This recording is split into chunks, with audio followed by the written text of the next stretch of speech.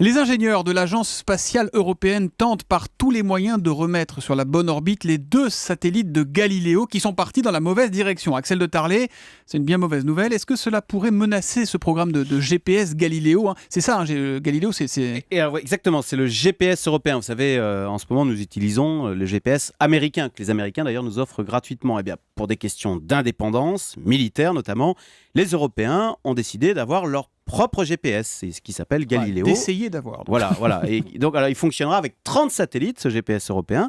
On en a déjà envoyé 4 de satellites, sans problème. Et là, vendredi, on en a envoyé 2 autres. Et c'est patatras, ils sont partis sur une mauvaise orbite. Ils sont allés à 17 000 km, alors qu'ils devaient aller à 23 000 km. Bon, donc ils ne tournent pas comme il faudrait. Est-ce qu'on sait pourquoi ce tir n'a pas fonctionné? Alors, on a compris à cause d'une fusée russe, figurez-vous. Parce qu'Ariane Espace avait choisi pour envoyer ces 2 petits satellites d'utiliser, non pas Ariane 5, qui est une grosse fusée pour envoyer de gros satellites.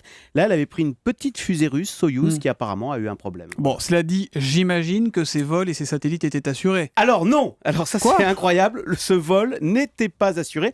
Pourquoi ? Parce que l'Agence spatiale européenne a considéré que comme elle avait 30 satellites à envoyer dans l'espace, finalement, elle s'est auto-assurée. Elle a préféré ne pas prendre d'assurance en se disant j'en ai 30 à envoyer, si j'en perds 2, voilà, j'assume le risque. C'est ce qui s'est passé. Donc vendredi, vous voyez, alors sachant qu'un satellite c'est quand même 100 millions d'euros pièce, ça fait 200 millions d'euros de perdus. Voilà. Du coup, quand est-ce que Galileo va entrer en application, Axel ? Alors Galileo, ça doit commencer à marcher timidement fin 2015, ça devait être fin 2014, mais ça marchera pleinement en 2018. Voilà. Et ça va coûter combien ? Parce que à 100 millions l'envoi de satellites. Alors au début ça devait coûter 3 milliards, maintenant on est plutôt, parce que cette affaire ça traîne, on est plutôt à 6 milliards, plus il y a les coûts de fusée à payer, donc tout ça se chiffre en milliards d'euros.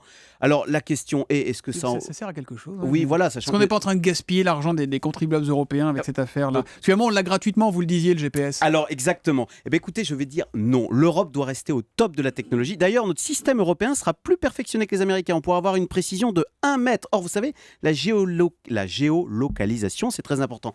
Pour les voitures notamment, mais même pour toutes les applications de publicité sur les smartphones. Vous savez, maintenant, on rentre dans un magasin, vous avez la pub du magasin. Donc, vous voyez, et puis après tout, on aurait pu avoir ce même raisonnement dans les années 70 avec les avions. Pourquoi faire Airbus alors que les Américains font de très bons avions avec Boeing? Vous voyez, heureusement qu'on a fait Airbus, c'est le premier contributeur à notre commerce extérieur. Donc non, faire Galileo, c'est stratégique et c'est comme ça qu'on prépare l'avenir de l'Europe. Les satellites ne tournent pas là où il faut, mais Axel de Tarlé croit toujours, il faut faire Galileo. Le Zoom Echo tous les matins à 7h10 sur Europe 1. Merci Axel.